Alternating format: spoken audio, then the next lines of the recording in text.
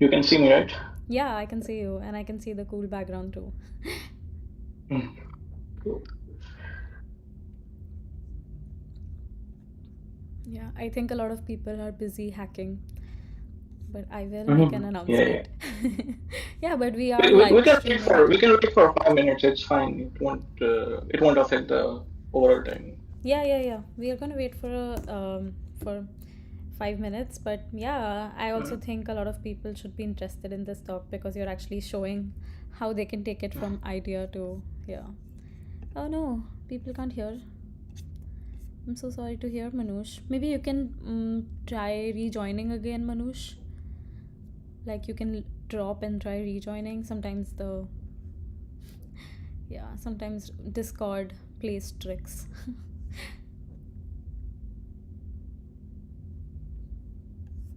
Okay, awesome.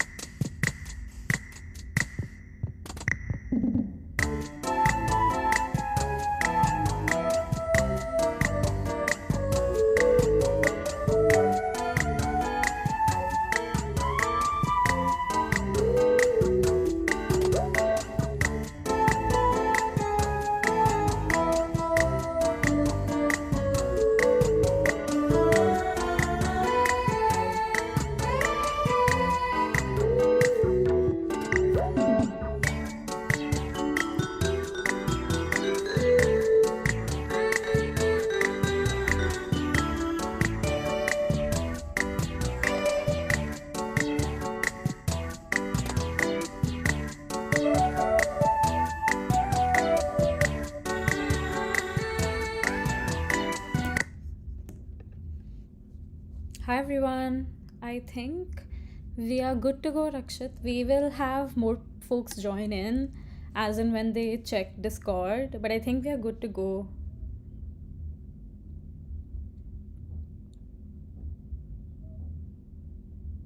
I can't hear you. I think you're on mute.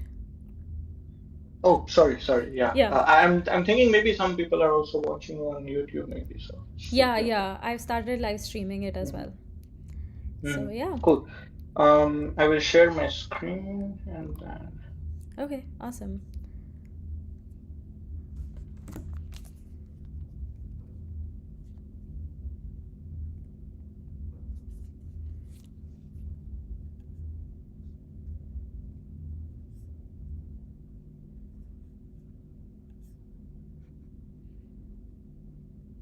Yeah, I can see your screen. Yeah, Okay. this looks So, great. okay. Awesome. Yeah, I'm gonna move into the audience, but yeah, go, you're good to go. Presentation is visible, right? Yeah, presentation is visible. And so are you. Okay, cool. That's great. Okay.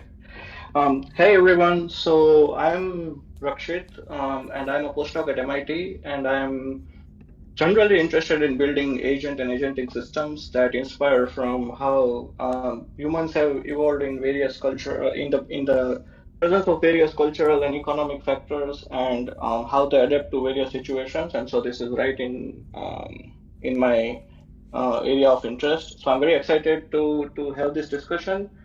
Before I start this talk, I would like to say that I have kept this presentation very informal because I want to ensure that we go through some of the steps that once you have a cool idea that you want your agents to behave in a particular way, how do you go from there to actually implementing something which you can track that behaves in an expected manner.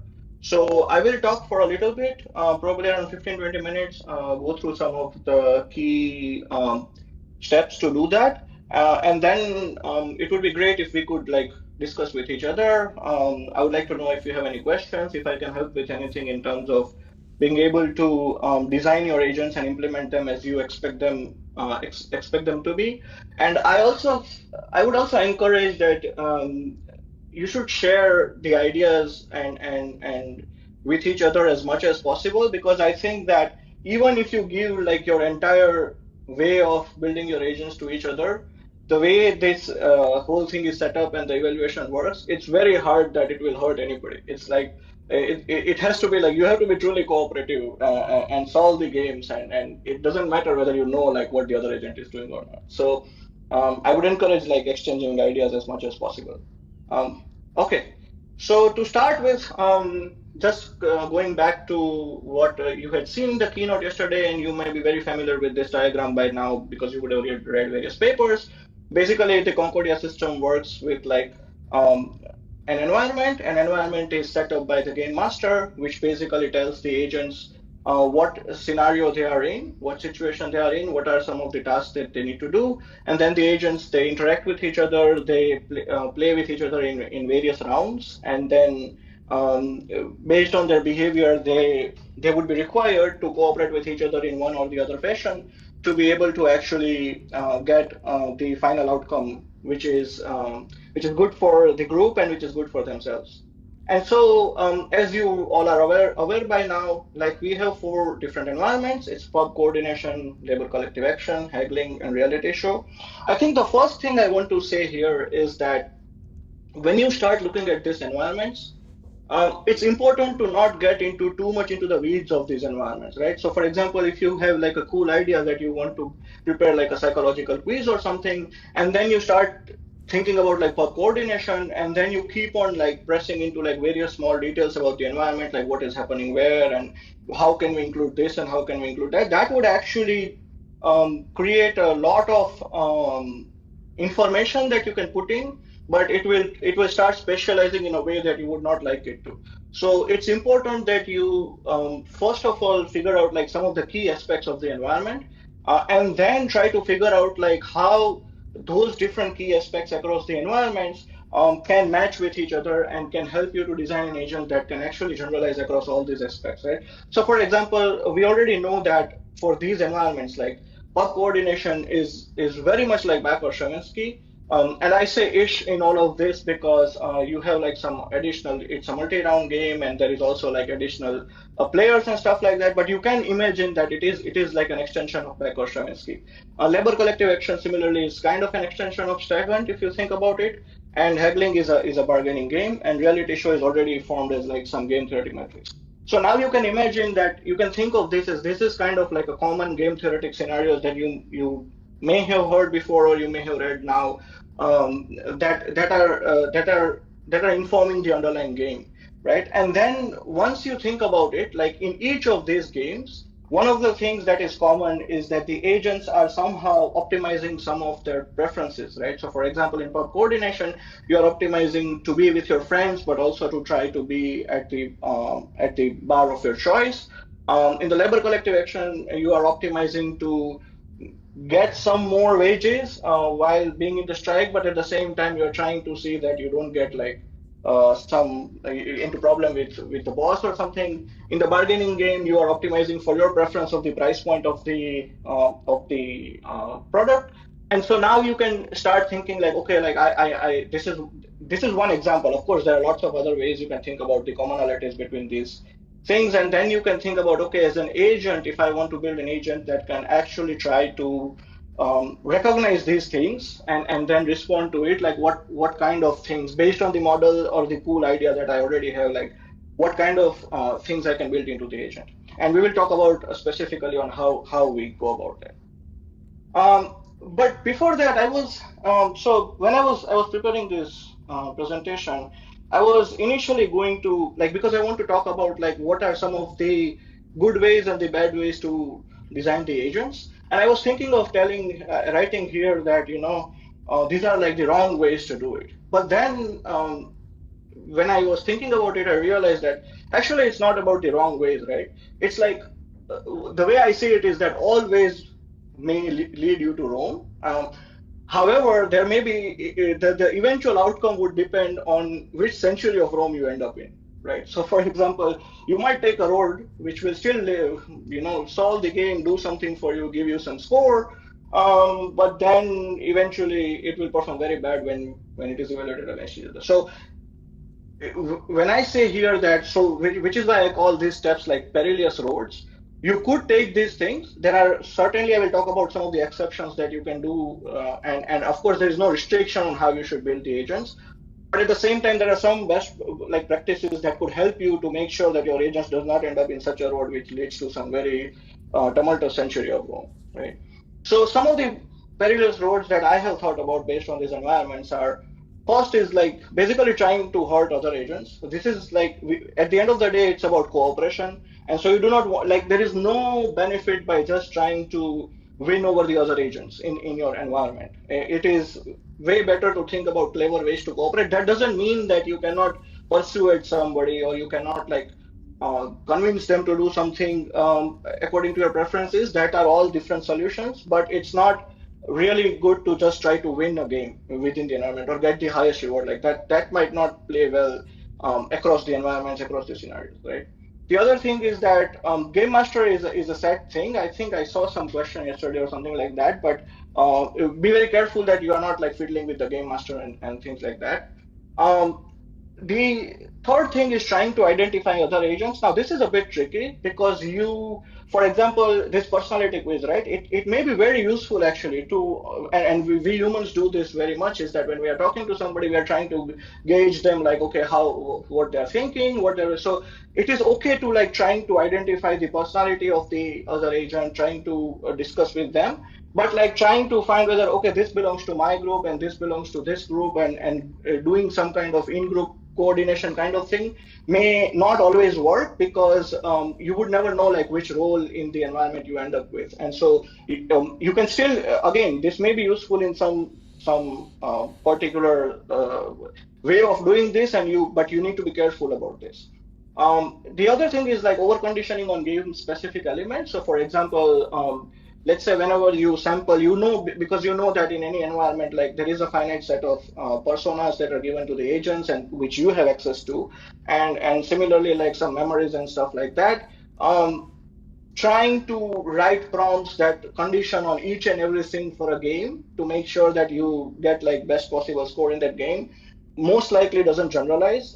We have had some examples previously where this has been done and it doesn't generalize to across like various things that various evaluation criteria. The other thing is reincarnating agents, right? So this is about like once your agent is given by the game master, trying to completely wipe off its memory, trying to behave as if that agent had nothing in their brain, right? And then start from scratch. I think that many times this doesn't lead to like very productive solutions. It is okay to add to the memory, to tweak like some parts of the memory, it's fine, but like to just completely forego your persona and try to assume something else uh, doesn't always lead to like very productive solutions. Relying on large scale context and stylized with single prompt is similar to like over conditioning on specific elements. Basically, a modular design, as you see with the components, is much better to track like what is happening with the agents and how they are converging, rather than like writing a big paragraph of context and then trying to understand like why the agent did what it did or something like that. And external tool use, probably if you can come up with something that you can put it self-contained in the file that you are submitting, that would be very interesting actually. But if it's not self-contained, then probably it's difficult to evaluate. So you need to be careful if you're using such a tool or something like that. Okay, so I talked about all the ways you can end up in a very bad century of Rome. But what are some possible ways to go to the golden age, right? Um, the two things to emphasize is in your brain when you are thinking about like designing these agents is generalization and cooperation, right? The generalization axis goes across multiple dimensions, right? For example, you need to generalize across different games, you need to generalize across different scenarios, you need to generalize across different agent personas and agent behaviors that the other agents may have done. So trying to when you're it's very easy, and it may sound very like naive thing, but it's when you think about these environments deeply, it's very easy to get into a tunnel vision of thinking about like very specific things about the environment and then trying to build something which which only like overfits to like some of the scenarios. So always keep generalization in mind that you are trying to build something that should work across different situations, just like we do, right? Like we have similar reasoning approach to many situations that we encounter, and we do well in all those situations, even when the people that we are interacting with or the environment that we are interacting in are very different environments, like grocery shopping versus your lab or something like that. Right. And then the other thing is cooperation, right? Like the ultimate goal here is to build agents that learn to cooperate with each other in the presence of various distractions and the presence of various self-interested goals and things. So it is good to always keep this in mind while you are designing your agent. Um, and to do this, like the two concepts that are very important that helps me a lot in building this kind of agents is first is veil of ignorance, right? So this is very much related to what I was saying before, is that you should try to not think about the specificities of the environments too much when you are trying to come up with your solution. And then the second is that the component system that I'm going to talk about at length and also give an example is very helpful to build like very sophisticated agents. And I would say that it would be great to like try and make the most effective use of this component system. So just to give a recap of what was covered yesterday, the component system is basically there is a component. You build a component. Component can be built in the form of various kind of questions that covers like various kind of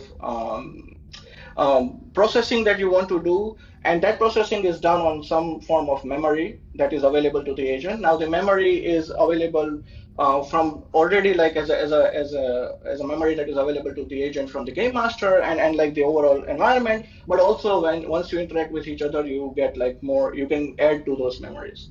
And then basically using the memories and the calls to the LLMs, you choose your action. So this is like a very basic definition of the component that you should think about when you're building a component, right? And so this was also the slide that was shown yesterday, which is basically this is the persona which you already have available. These are all different kinds of components. Most of these are already present in like any agent, basic agent that you would see, and then you can add like more components to those agents, and build your agents thereof. And then we will go through one example of that in a very clear manner.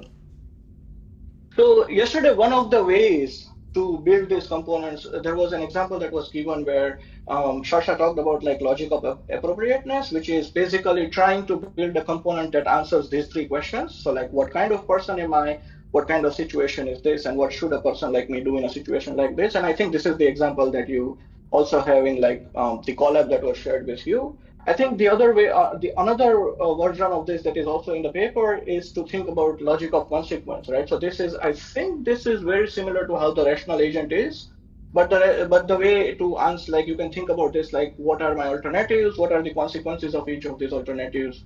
How do I value each of them? And then which alternative has the highest value, which is the one that I want to choose as the action, right? And so these are like two different examples on how you think of an idea, and then you divide it into like modular questions, and you put them in the form of the components. And what helps me a lot is this diagram. This is from the paper. Is you should think of this as something like this, right? You are given a memory and the current observation, so ZT and OT, and this entire thing works as just like a pattern completion model. It's nothing more than a pattern completion model, right? You're given a memory, you're given observation, you want to form a question based on that, which is a perception, and then you want to figure out like the next action to do, right? And once you have the action, you have done the action, you get like new data. You can augment that with like your long-term memory, or you can keep adding a long-term memory. And then once you have that whole memory, you again can ask like another question, given all that previous memory plus what I just learned, what should I say or do next, right? So if you keep thinking like this, you build component like parts of components like this, that could give you like very sophisticated configurations of the components. And so yesterday I saw that Joel had like suggested a very nice and a very innovative idea on like building a Freudian Concordia agent. So I had some time in the night, so I just sat down and I just wrote like a very nice version of like a Freudian Concordia agent. And so I thought that it would be great to like share this with you, like the process that I went through to do this, right?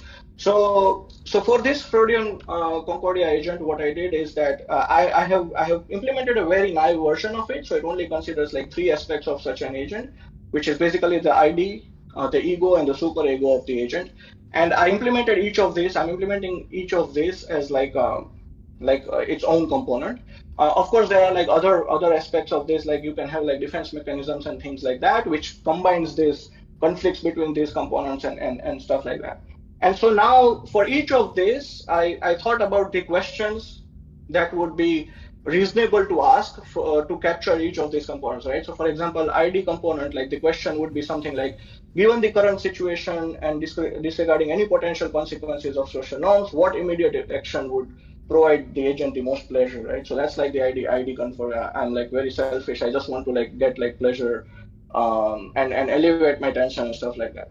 Then there is a higher level of ego component where you understand the realities of the environment, and then you want to ask like, considering agent's desires, the realities of the situation, potential consequences, past experiences, what course of action would most effectively satisfy agent's needs while also being realistic, right? And then the last level of component is that you are actually like a very higher order person. You care about like societal values, and you're very high moral standards, and you care about everybody. You want to stick to your ethical principles, and you want to meet like those principles. And then that's how you frame the question for this superego component. And so I will show you like a demo of how I did that. So first we'll go through the code base. Okay, I'm using like, I'm not using the Colab here, but if you are using Colab, it should be the same thing. Once you save your agent factory agent file, you should be able to similarly modify the file as I have done it. Okay. So I'm using code spaces for those who are using code spaces, and it's also like an easy way to use it if you don't want to use Colab. So what I did here is that I just took like this rational agent, um, and I copied the rational agent because there was a lot of components that I want to already use it, right? Using the rational agent. So one of the questions that I saw yesterday was like, can we only use the three questions that are there in the column? No, they are just the examples of the logic of appropriateness, like based on logic of appropriateness, they are the example questions that how you could divide the logic of appropriateness into different components and then build an agent from that. But you could actually replace it with any component of the agent and have the question which is relevant to the idea that you have, right? Questions that you have the idea with the idea that you have. So in this case, the rational agent has this like best. So the way I did this is that the rational agent has this like best option, best alternative that I just went. It's about the logic of consequences that I just described. So I just commented that out. Um, I created based on this. So as you can see, I will wait. Let's see. This is ID. This is okay. This is the superego component because that's it. So this is the superego component, working of the superego component. So first thing that I want as input to that component is basically I want the current observation and the relevant memories. So I will have that as a part of the component. And then I have defined a superego perception class, which is basically going to do the questioning part and querying the LLM and getting the answer that I want.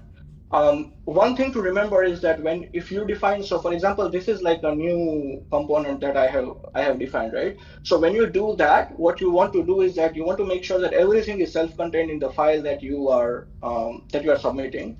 So I defined this component at the start of the file here, as you can see here. So this component basically takes in like all the memory and everything that I had and asks this question, right? So in light of the agent's model standard, current situation, and everything like this, um, how can like what is the best action for the agent? Now, as you can see, this component is fairly plain and very simple, right? So why can I do just this and not like I don't have to do much more? Because I am using this superego perception is inheriting this class of question of recent memories, right? So this is like inheriting a class where based on the recent memories, you want to ask questions, and so these questions is then relevant when this is entirely built by the inside the Concordia in this components factory, right? So it's I think it's this one, yeah, it's this one, right? And so you can hear, but see, as you can see that there are different components here that are defined, but you do not want to define any component here because that will not be carried over to your file. You want to define your component in that file, and then basically get this superclass inherited there so that you are able to then use this. So I think one of the things to note is that there are lots of components here, and just like the questions that is there in the collab or the way I am doing this here, it would be very useful to actually try to reuse some of these as much as possible. Now, that does not mean that you really need to, as you can see that I'm only using this main class of this component because it gives you all the base stuff to like take in the memory, take in your question and then get to the action. But then you can like modify it like to include like to add like the idea that you have, right? So this is how I have built the component. The rest of the things are the same.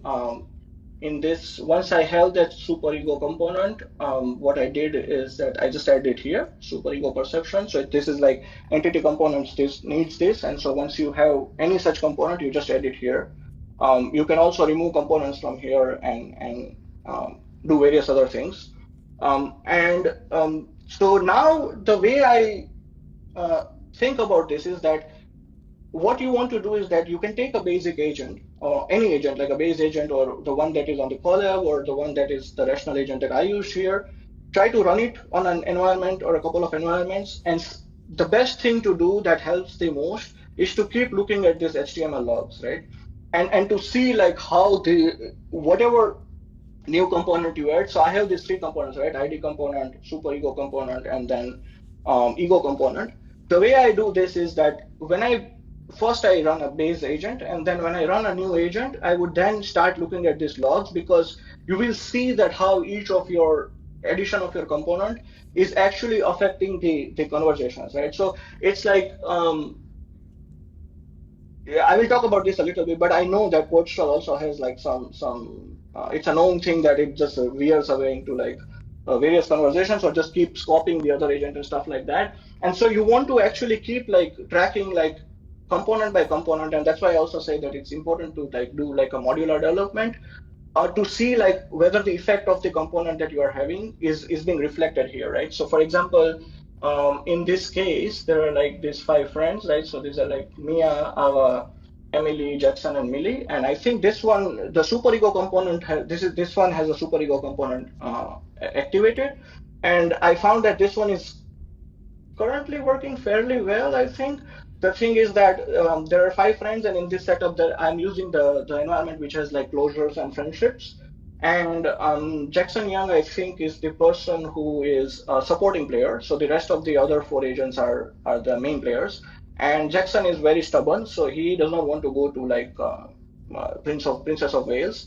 But all the other four actually do coordinate to go to the Princess of Wales, and even well, like like the thing is because now you see here that you have this superego perception component. So here, this is the question you can track, right? So it's like, sorry, it's like in light of the moral standards, values, and what meet the standard, like result in the least amount of guilt or the greatest sense of pride in conduct, right? And then if you can go through this chain of thought, there are some very funny things. So that is one of the reasons I think I'm sure you already got the message that you should actually post all the logs that you get, like especially when you find something very funny. Previously, I have tried on some other environment where some agent had like somebody was building the agent and they tried to use like some secret code word. And they used like I use this example everywhere. They used a secret code word for other agents, which was not actually a good idea. You shouldn't do like they were trying to do in group coordination, which was not good. But they used a secret code word named banana bread, and what happened is that in that environment, the agents were actually hungry. So instead of trying to identifying the other agents, they started searching for banana bread. And then the whole conversation went on like, how can we bake a banana bread and stuff like that. They did not think about this. They just thought like, okay, we'll use like that as a code word. Well, I mean, they knew that the agents were hungry, so that was like a bad choice. But um, and so now you can see that at the end, you can see read the answer, right? So the is to attend the game with all of this, as this fulfills her desire to be with her friends and share the excitement of the game, while also upholding her ethical principles and meeting with the expectation of her perceived moral authorities. Right. So if you read through these logs, I saw that at some point, like actually, Millie says something like.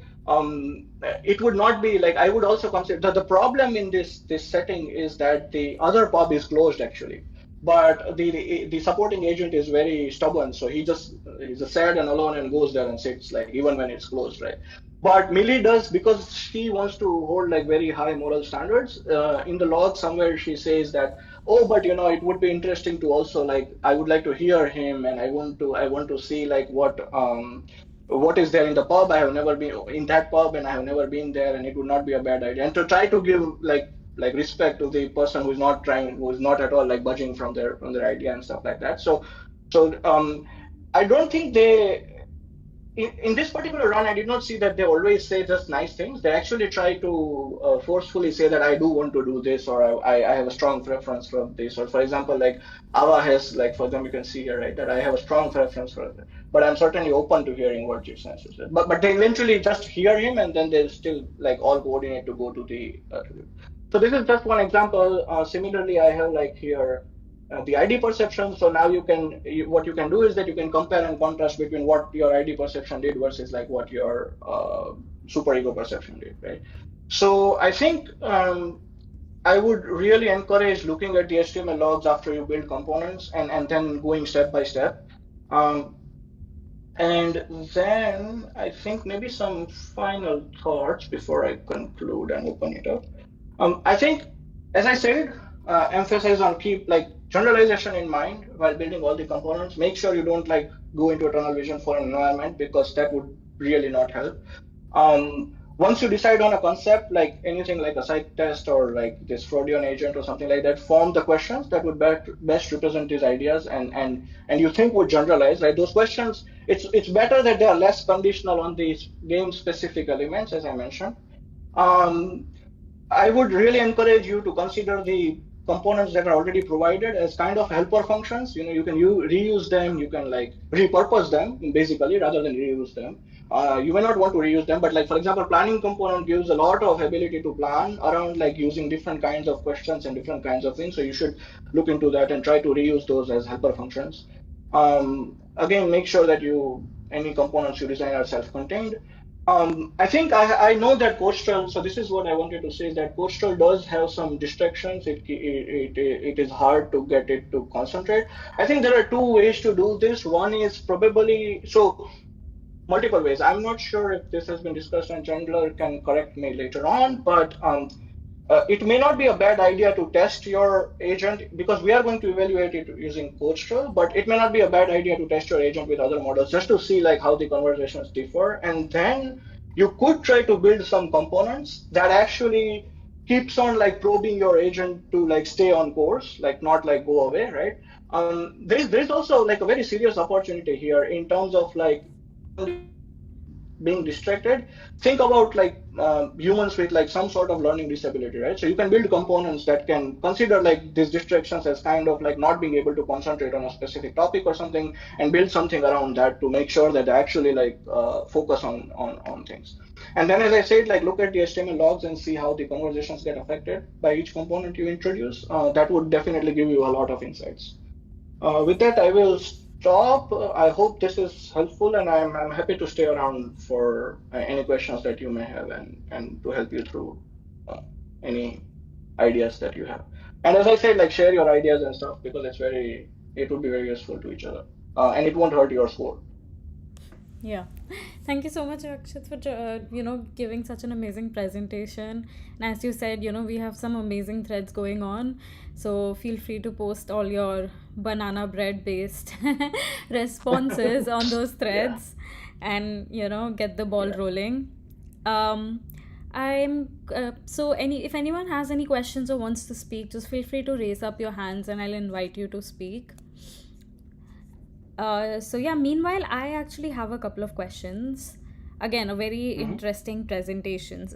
I'm wondering, like, do you have any strategy or tips to make sure the agents sort of interact appropriately with the game master without trying to, manipulate it? Do you have some strategies around that?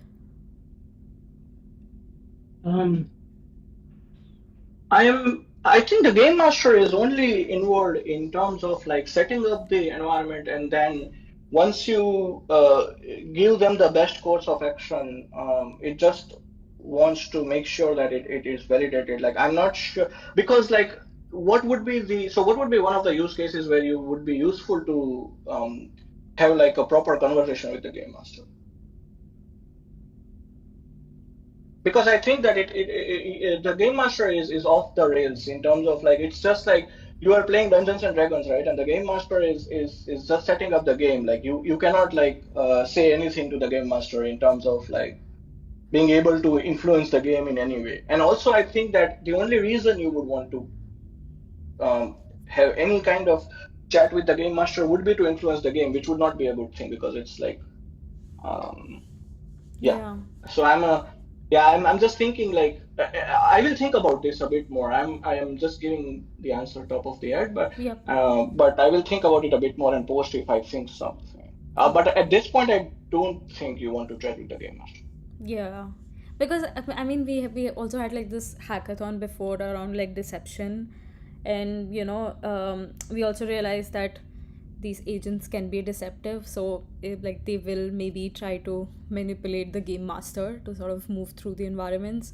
So I'm wondering like if there is like So any way to. yeah, so I think there I have like one. I think we also like in the upcoming contest also we are doing this like there's also this point of like playing in the spirit of the game, right? Like I think that it's important because our overall goal is to build agents that learn to cooperate with each other, and decepting each other will not help because the environments are set up like that. That if you just like except if it is like a very much needed thing and it's a good thing to deceive or something like that.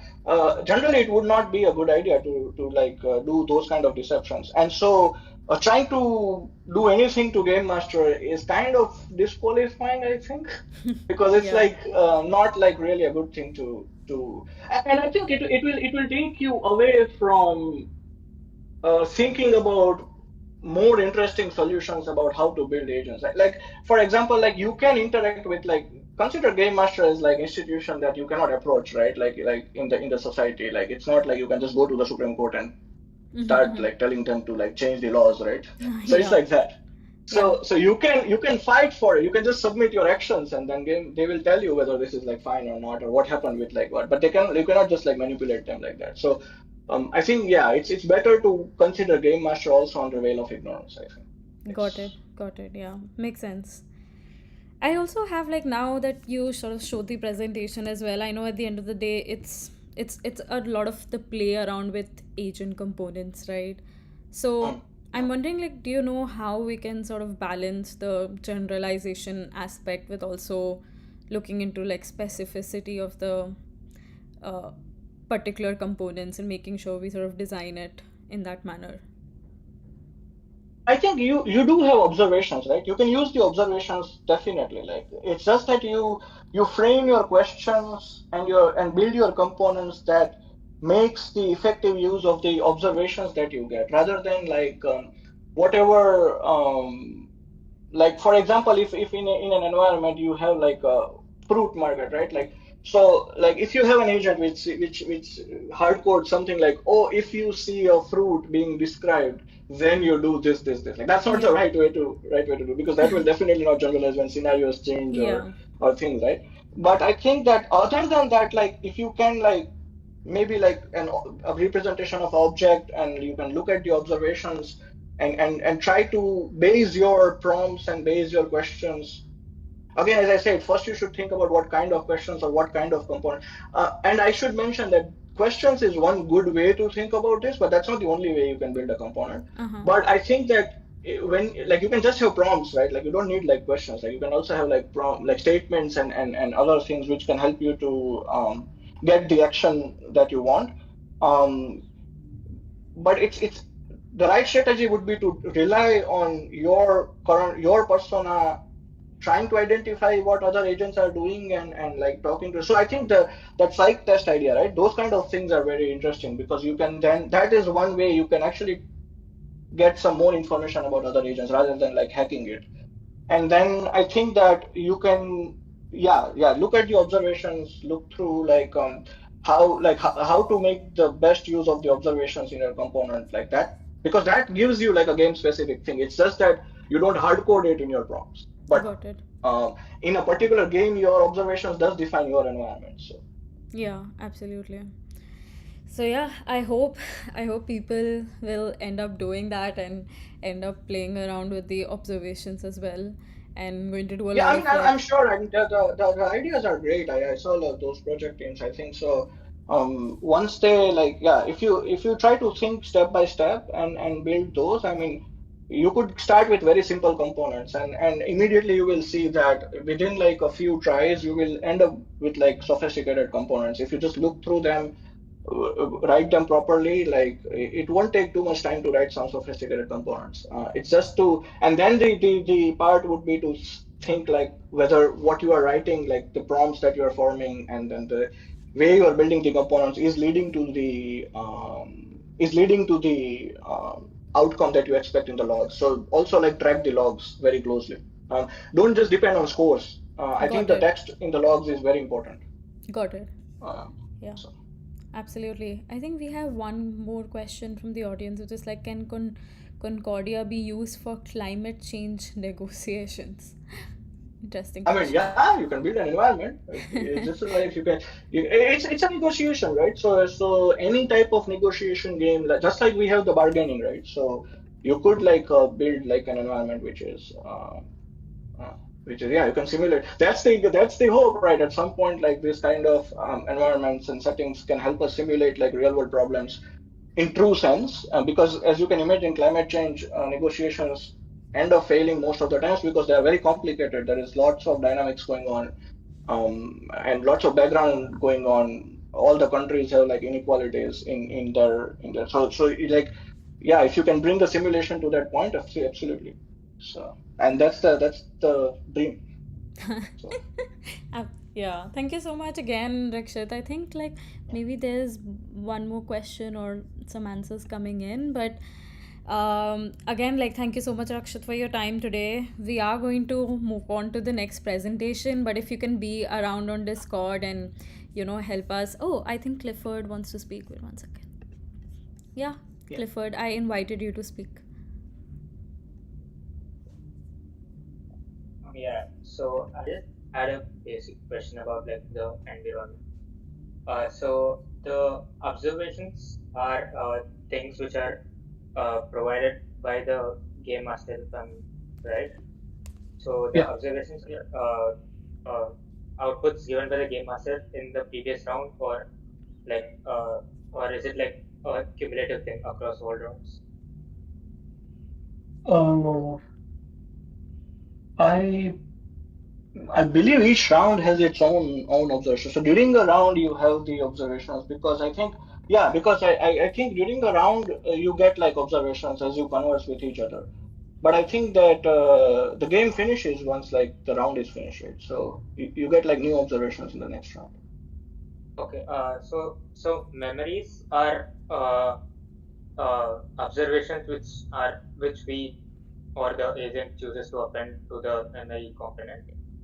And There is like yeah you already have some memories from like which defines like your life, what you are in your life, and then you can append your like new actions and things to the memory if you want. okay, so the initial memories are part of the scenario, or like, how does that work? They are part of the environment, and they could be different in different scenarios, I think. So it won't be like you should not rely on like what memory you see like in a particular game in a particular environment. They may stay the same because like for example, your personality traits like your other things that you may have experienced in the life, they can definitely like change in different scenarios, and that may not be available to you. So yeah, you should consider that as a part of the veil of ignorance. You can use it, of course, but like not rely on it in a hard-coded way. Oh yeah, but thank you. Mhm. Yeah. Thank you so much again, Clifford. We are going to hop into the next talk by Chandler on understanding how exactly could you contribute to the NeurIPS contest and a little bit more information about that. So we're just going to take a break for maybe another 3 minutes and then we are going to hop back in. But yeah, you can stay in the same channel on Discord, and then we can, I'll invite Chandler in another 3 minutes. But yeah, thank you again, Rakshit, and I hope you have a good time with us in the hackathon and you stick around to look at people's ideas. Yeah, definitely. And thanks. I'm around on Discord for next 1 hour or something. So please shoot me any questions that we need. So, and I will be like in general talk. So please ask me if you need any. Okay, awesome. Thank you. Yeah, we are just gonna Mhm. hop back in another 2 to 3 minutes. Thank you.